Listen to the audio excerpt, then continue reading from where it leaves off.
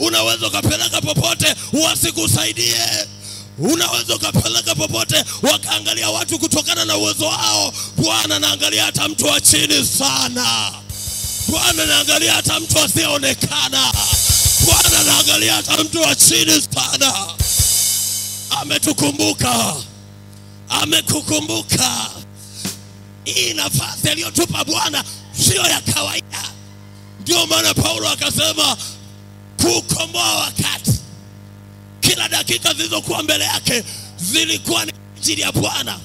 Na ndio maana alipokuwa gerezani aliwafariji watu waliokuwa nje. Na ndio maana alipokuwa gerezani aliwatia moyo watu waliokuwa nje. Aliangalia hali jinsi ilivyo, hakuona jambo lingine. Aliangalia msalaba wa Yesu. Aliangalia kazi ya msalaba masaa yote. Alitamani kukutana na Bwana. Ninaomba siku ya leo kutana na Bwana tena. Ninaomba siku ya leo kutana na Bwana tena. Roho Mtakatifu awe na wewe tena. Roho Mtakatifu akujaze tena. Roho Mtakatifu akupe nguvu tena. Roho Mtakatifu akupe imani tena. Roho Mtakatifu akupe ujasiri tena. Roho Mtakatifu akuinue tena. Roho Mtakatifu afanye makao ndani ya maisha yako.